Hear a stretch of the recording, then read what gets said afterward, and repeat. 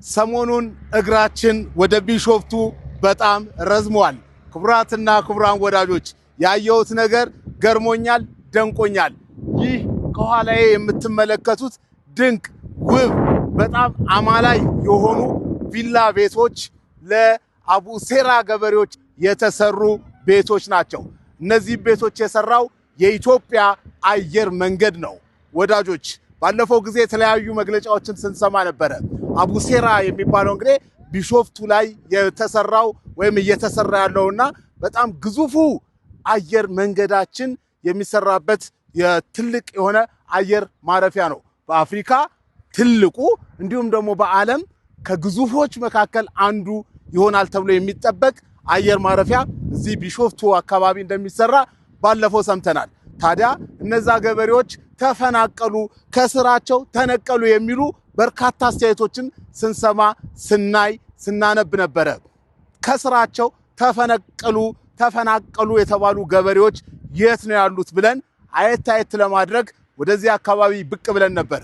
እዚህ ጋር የምትመለከቱት በጣም ድንቅ ውብ አማላይ ቪላዎች የአቡሴራ ገበሬዎች የሚያርፉበት የሚኖሩበት ነው። ምን አለ የአቡሴራ ሰው በሆንኩ ኖሮ ብትሉ ያዋጣል።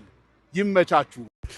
ከኋላ ያያችኋቸው የምታዩቸው ቪላዎች በጣም እንደሚያምሩና ምነውን የሚያቡሴራ ሰው በሆንኩ ኖሮ እንደሚያስብሏችሁ አልጠራጠርም። ከዛ በተጨማሪ በነገራችን ላይ እነዚህን ህንፃዎች ከተማዎች ውስጥ እያየን ነበረ። እነዚህ ህንፃዎች ደግሞ ለአቡሴራ ገበሬዎች የተሰሩ ወይም ደግሞ ነግደው እንዲያተርፉባቸው ወይም ደግሞ በተለያየ ምክንያት እንዲጠቀሙባቸው የተሰሩላቸው ናቸው። ከአቡሴራ ለሚነሱ ሰዎች የተዘጋጁ ናቸው ማለት ነው። ከዚህ በተጨማሪ ግን ሌሎችም አንዳንድ ኢሾች እንዳሉ ግን የአካባቢው ገበሬዎች ነግረውናል። እሱ ምንድነው የሚለውን ወደፊት በምንሰራው ቪዲዮ ወይም ደግሞ በሐቅና ሳቅ ሚዲያችን ላይ የምናነሳው ጉዳይ ይሆናል። በአጠቃላይ ግን የአቡሴራ ገበሬዎች አጓጉል ወድቀዋል፣ ከስራቸው ተነቅለዋል በሚባል ደረጃ ላይ አይደሉም ያሉት። አካባቢው በጣም በሚያምር መልኩ የተሰራላቸው በርካታ ቪላ ቤቶችን መመልከት ችለናል። የገበሬዎች ቤት በተለምዶ እንደዚህ አልነበረምና አሁን ግን ውብ የሆኑ ቪላ ቤቶች ናቸው የተሰሩላቸው።